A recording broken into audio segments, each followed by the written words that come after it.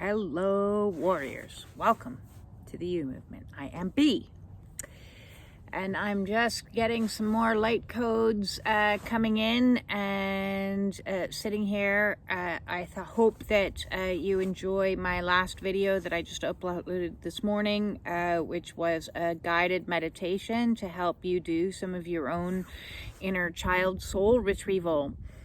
Please let me know your thoughts on that if you go ahead and do it, and I'd love to get some feedback in regards to that. So thank you. I appreciate all the feedback that I get. I really do, because this journey has been so transformative on absolutely every single level. Most notably to me, that wouldn't be notable to you, it is in my mental scape. We can see where we came, and I did a little thing asking people to post an earlier vision of themselves, kind of pre-awakening. My picture was 2018. This is in the Spiritual Warrior Support Group. If you're not a member of the Spiritual Warrior Support Group, join the Spiritual Warrior Support Group. It's free. It's over there on Facebook.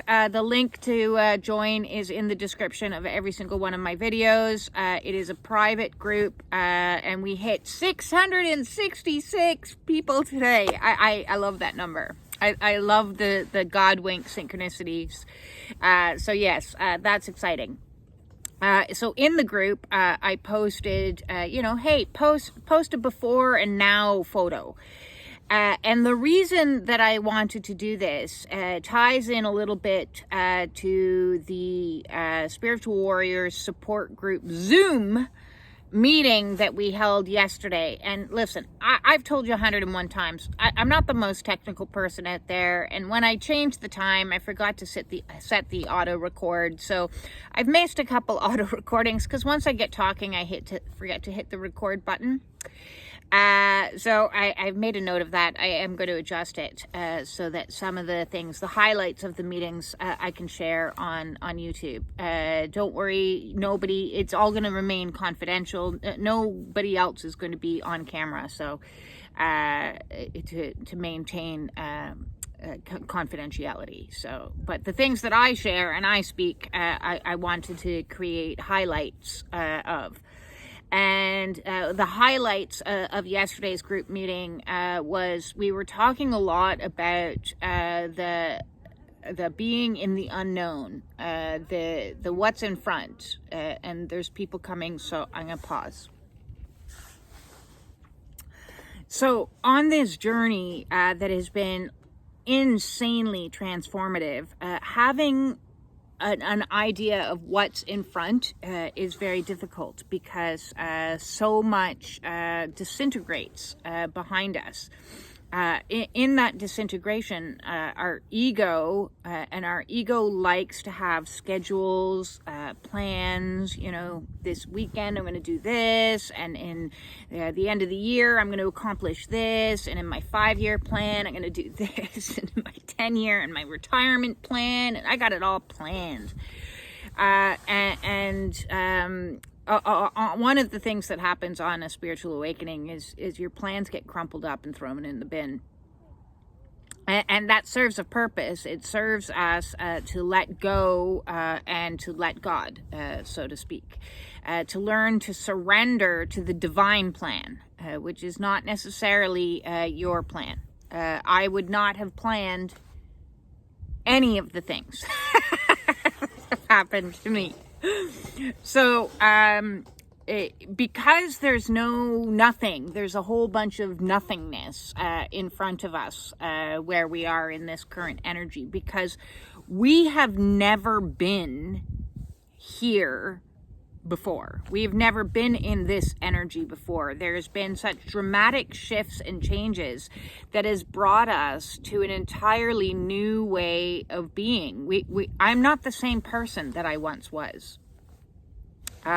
You look back at my photos from 2018 or 2019, and like I look at them and I'm like, I don't even know who that person was. I feel like that person was a zombie, and and was just going through the paces of trying to survive and live life the best that she could in a situation that she was not even consciously aware of, because I couldn't see the wood through the trees. It was just, I was in a dumpster fire and I didn't even know I was in a dumpster fire. You know, and so it wasn't until the fire like took me over and burnt me to the ground that I realized, hey, wait a second here. I've been in a dumpster fire for a long period of time. And in looking back, it gives us the missing reference point to help us trust that something's coming forward that's in our highest and greatest. Because in looking back, and listen, I got a whole bunch of people to post a before and after photo, and there was a common theme.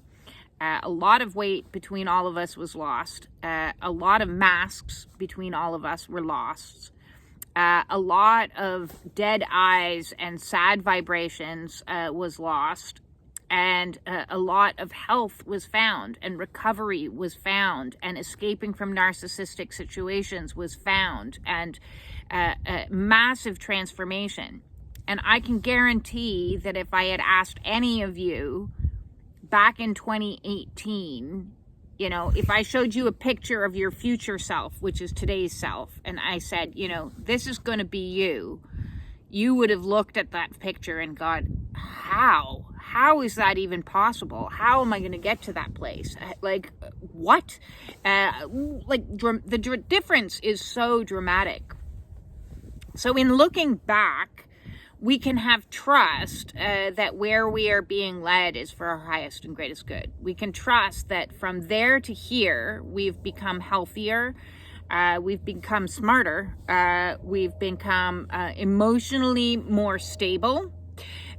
We've become in safer situations for ourselves, and even though that still may be like transitory a little bit, we're not fully grounded into the new. We're still in this kind of in-between place, but we're on this precipice right now with this lunar eclipse that is a massive turning point for a lot of people, and that's a very good thing, because we're able to come up into this point and say, okay, let's take a look back to see from whence we came, and like, oh my God, look at all the things that I've overcome, look at all the things that I've escaped from, look at all the things that I have healed, look at all the things that and it's like, wow, that's monumentous, that's huge. So if I was able to accomplish that much in that amount of time, you know, whether it be a 6-year, 5-year, or however long back you're looking at, what do you think I can accomplish in the next? And this is that reset of like, now the next is going to start. And from everything that, I have been reading when it comes to astrology, which isn't a lot, because I want to make note of the fact that the further I've gotten down the path into my own spiritual awakening, the further I use myself as a reference point, as I'm no longer looking for counsel of like loads of people. Because of my background of somebody who is highly traumatized and raised in a narcissistic household that never had a grasp of what reality was, I spent the majority of my life, making decisions via counsel. Do you think I should take this job? Do you think I should stay in this marriage? Do you think I should this? And what that was doing was reinforcing the programming that the narcissistic person had implemented in me, which is that of codependency, of requiring other people to help me make decisions for myself and help me know what is true and help me know anything. And along this awakening path, we are put into isolation more and more so that our privy council disbands. And as the privy council disbands, we look less and less to outsiders as like leaders of guiding us in our lives. So, I turned off the news over a decade ago because there's nothing I can do about any of that. There's zero things. We just had an election here in Canada, I showed up, I voted, which was basically like throwing a vote away. But that's what I could do. That's my contribution to politics. And after that, there's zero other things that I can do about it. So there's no point in me getting consumed by it, worried about it, panicked by it, zero things. So in the next 4 years, or the next time I'm called for an election, I'll show up, I'll do my civil duty, and then I'm going to leave it into the hands of the divine, to let the divine take care of that. The same with alt news. I don't go down conspiracy theories. I'm not interested in conspiracy theories. Please don't debate with me conspiracy theories, because it's just a different source of fear being handed to you from a different group of people. But ultimately, it's still fear-inducing. And if you've been following my journey, you know I've had enough fear, thanks, to deal with as reality all crumbled away. So I'm no longer looking and referring to others as a reference point to give me what is true, what is real, what is now. You know, the expert, the power of the expert has died in my awakening. The guru, the medical doctor, the psychologist, the people with big things under their name. I just no longer am buying into any outside sources that are telling me what's what. What's what is right here and now. What's what is, this is my body. My body is in relatively good health because I'm the doctor of my body. I take care of my body and my health, and I listen to my body as my body's number one expert. My body communicates to me what it needs, what it wants. You know, if it wants greens, I'm going to give it greens. Because once you kill all of the parasites, the candida, everything else that's in your body controlling that, then you're no longer listening to outside sources. And I'm not going to nutritionists, and I'm not going to doctors. I'm listening to my body, and my body communicates to me daily. This morning I had a homemade greens juice with my new juicer, which I absolutely adore because it wanted greens. Greens. Great. Okay, I'll give you greens. I'll give you some purification. I'll give you some parsley in that to help grab hold of any free radicals roaming about. And that's what I do, is I listen to my body as an expert. I listen to my heart as an expert. I no longer refer to anybody else to tell me what's what. And I did a little bit of writing today on the wackadoodleness that is this twin flame journey, because, you know, I spent most of my life not listening to my heart, you know, trying to listen to my heart, thinking I was listening to my heart. But apparently, you know, I didn't realize how much I negated, shut that down, quiet. You can't say things like that. You can't do things like that. You can't follow your dreams. You can't tell people you love them. You can't, you know, and now I tell everybody I love you. I just wave that shit around willy-nilly. I don't hold it in for fear. You know, if I say to somebody, you know, I love you, I'm sending you lots of love, I don't even know you, that's okay. You know, if they think I'm weird or whatever, their reaction is none of my business. So I'm not letting outsiders be a source of reference at all, in any way, shape, or form. So we still need a reference point, is kind of my point of this video.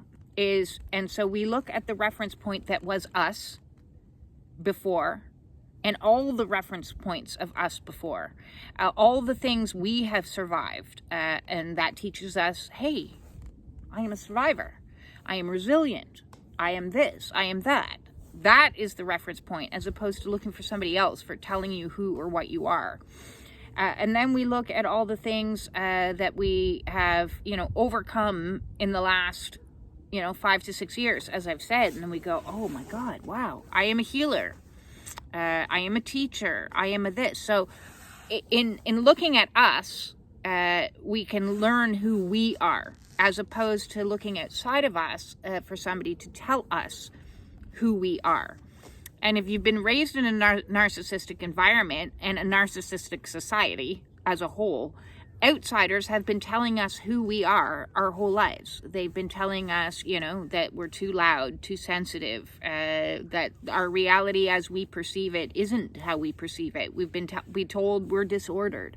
I'm not disordered. I'm taking any disorder, the only disorder that I will say that I have, and I'm not saying it's something that I'm not going to cure, has been the PTSD through this process. So I'm letting go of those labels as well. We have to understand all of the all of the labels that we've accumulated in our lifetime has been somebody else who's written it on a piece of paper and then affixed it to us. And so the awakening process is about ripping off all of those labels, those false senses of identity, and using self as a reference point to recreate and understand who we truly are. And in that process, it requires a lot of reparenting because that inner child thinks that they're failing, or thinks that they're not going to be accepted, or thinks that they're going to be rejected, or thinks that they're going to be punished. And so is scared to step forward into the unknown, this unknown future of like, I don't want people not to like me. I don't want people to... But the more we comfort the inner child, the more in authenticity we become.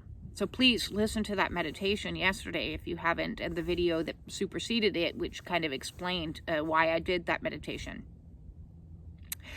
With that, we also have to do a lot of reprogramming, because the inner critic, the egoic mind, the mental processes of always having things, labeled on us, experts telling us, and outsiders validating us or redirecting us, has been a constant process of negating our personal power. And so the mind needs to be put under control when the ego and the critics start acting up and saying, you're not good enough, or you're going to screw up, or you should be up doing something. I hear a lot right now, people reporting back to me how guilty or how foolish they feel for how much rest is required in the current energies.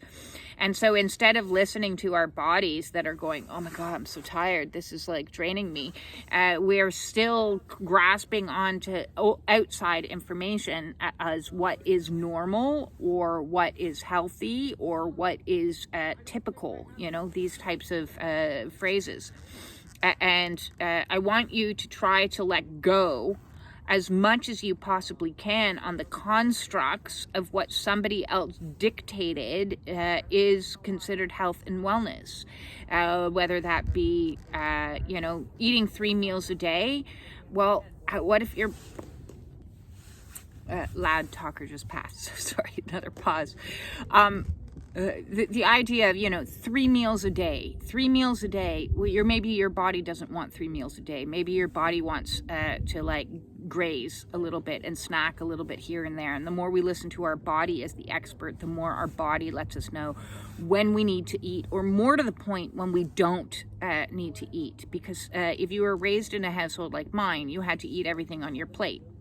Because there were starving children in Africa, and apparently if I didn't finish everything on my plate, that was going to make their situation better or worse. I still haven't figured out that logic. But anyways, my point being, when we shut down our natural reactions to hunger, to sleep, to needing even to go to the bathroom, I know it's a neurodivergent trait to kind of wait until you're almost dancing before you run off to the bathroom. I was very guilty of that. I was I can't go to the bathroom until I'm at a natural finishing point of my work, because of the amount of times I was told to hold it.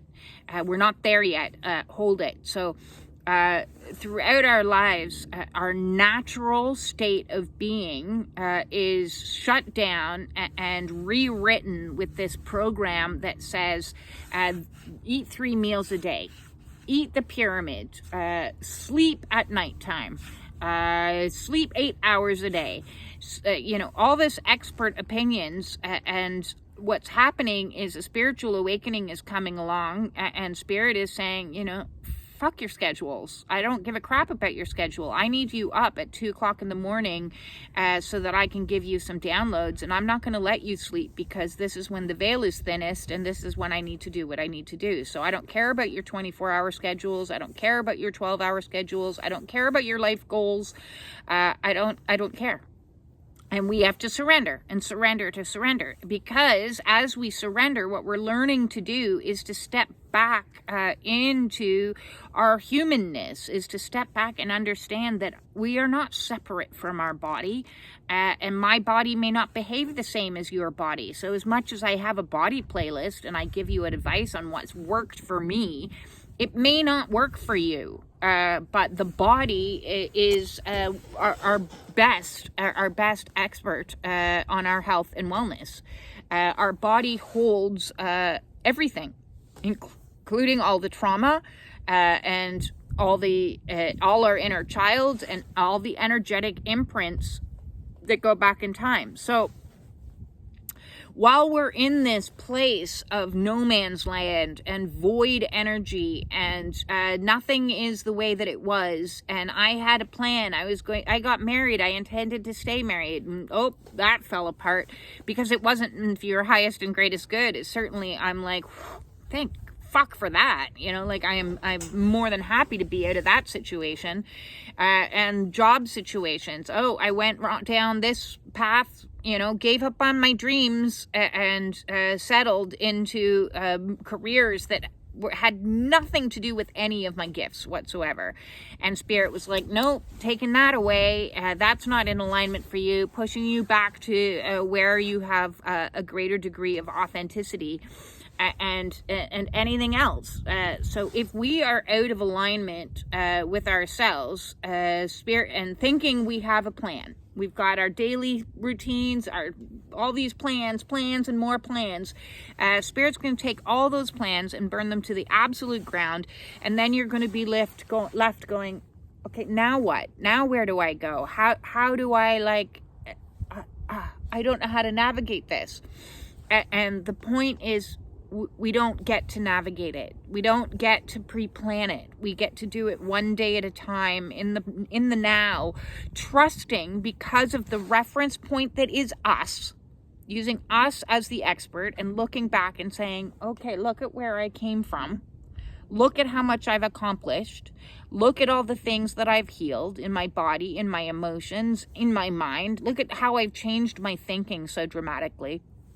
Look at how I'm way more in alignment with my soul now. Okay, I can trust. I can trust because I can see all that's from there to here. I can see all the good that has happened. It may not have felt good while you were in it. The collapse, the dark night of the soul, even the void, is very difficult for a lot of people. And I have a Dark Night of the Soul playlist. I have the Void playlists. I have trauma recovery playlists. Playlists. I have as many playlists as I can create there to help you navigate if you're stuck in a certain energy.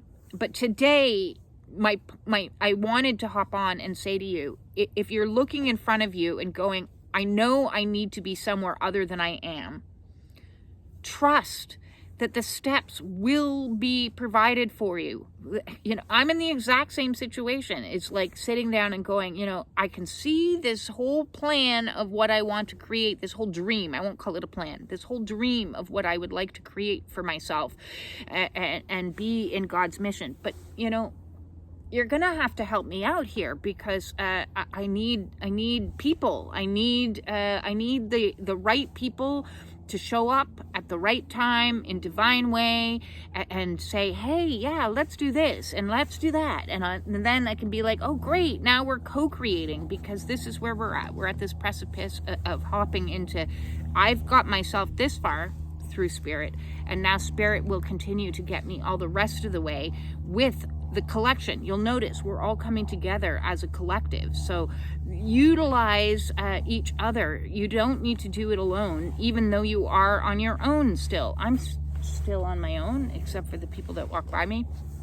I'm still on my own, and I trust that, as I need people will come in, and the next step will be like, oh, I need to go here. And I will trust that as I need money for the next things, that the money will appear, and you'll be like, how did that happen? So today, I really wanted to stress, look back look back at how far you've come. Also look back at all the times that something miraculous happened in your life, because I know you've had those moments where, you know, anytime that I had a very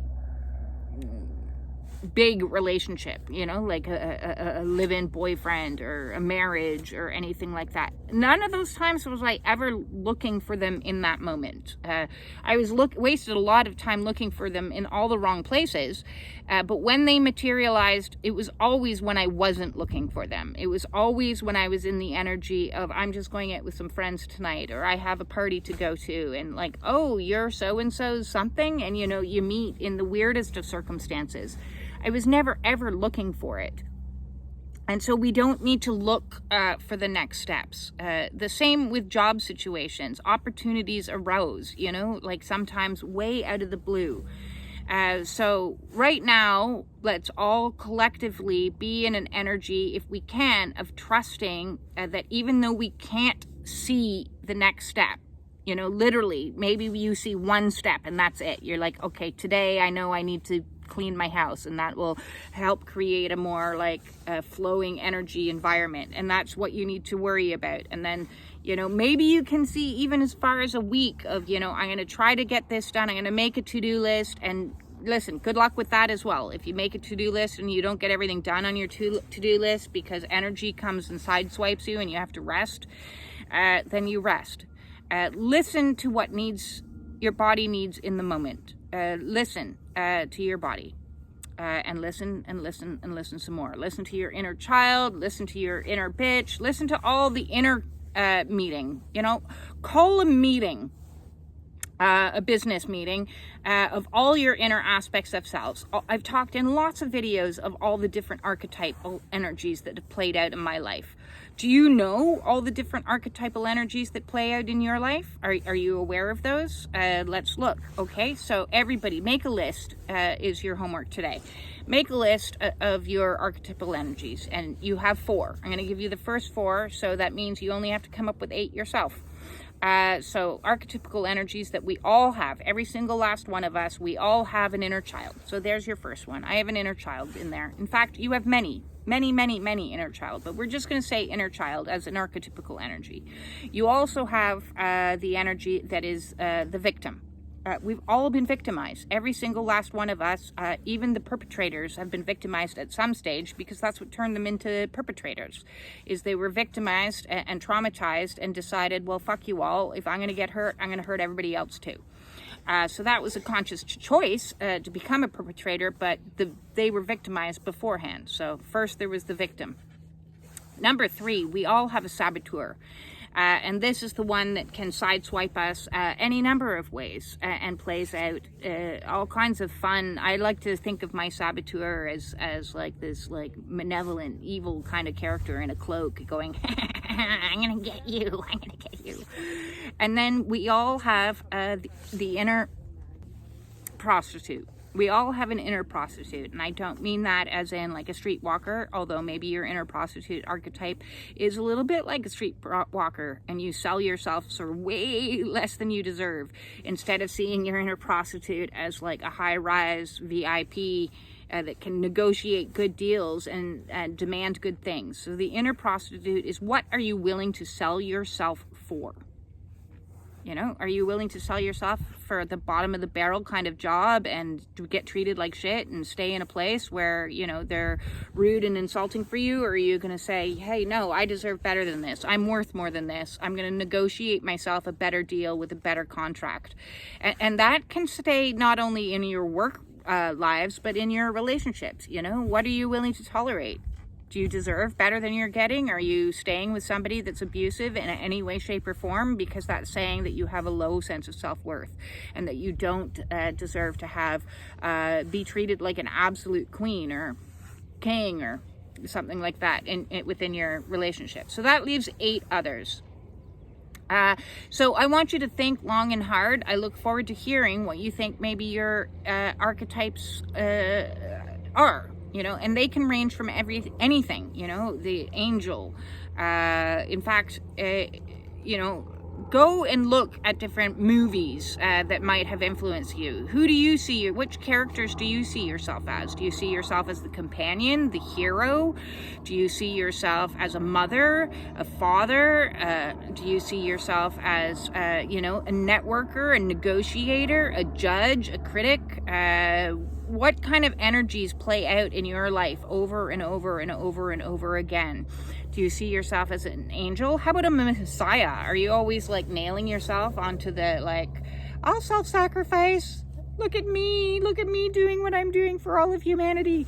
Do you see yourself as a know-it-all? Do you see yourself as maybe, you know, some of these archetypes are going to be playing out in the shadow and some of them are going to be playing out in the light. If you would like a full listing of archetypes, let me know. It's something that I could definitely provide, because the list goes on and on and on and on. The femme fatale, the playboy, all of these are archetypes. A very good book that I'll shout out as a reference is the one I've referenced a couple of times before, which is The Sacred Contracts by Carolyn Myss.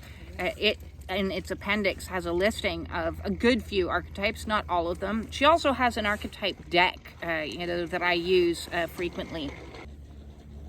Yeah, so when I do my oracle reads, sometimes I pull from Carolyn Myss's archetype deck. Otherwise, all of this originates with Carl Jung theories, so Jungian ideas of archetypical energies. So there's your homework. Do a list of your 12 main archetypes. And I don't subscribe that we only have 12. I think we have lots. In my own archetype deck that I have been creating to bring to market one of these days, you know, I have over 50. And on some of the work that I've been doing to create some more ideas to bring to you guys to help you do a little bit of shadow work. You know, I've listed out over 150 different archetypical kinds of energies. So let me know if you need help with archetypes. This didn't start where I wanted to start, but it's all about using yourself as the reference point and calling a business meeting with all, like, see yourself as the executive, the CEO of your own corporation that is you. And your ego is going to be your right-hand man there, piping up and saying all the time, and you're going to have to be like, shh, not your time to talk right now, okay? My inner child has the floor. Yes, you were saying? Yes, prostitute. How does the finances look with all of that? Okay, thanks. Let me know. And over here, Angel. Angel, could you give me some input of how you think that this is going to play out? Thank you. Oh, okay. What do we have listening over here? Companion. Companion, is this going to work with all your people that you're connected to? Friend. Is how your friend's going to like this? Oh, some of my friends aren't going to like this? Okay, you've got to rethink about maybe those connections. So call in a business meeting with yourself, with all of yourselves, to say, hey, listen, no matter what's in front of us, we collectively, as in me and as in you, can negotiate whatever comes because we're being divinely guided. And look how much we've accomplished. Look back. Let's see how much we've accomplished as a team. We are rocking this, guys. I think we're doing a good job. You concur? Excellent. Staff party. Woo! No. No alcohol, of course. So that all said, I look forward to hearing from you. And I appreciate all the comments in regards to any of my videos and anybody sharing any of my videos with other people out there.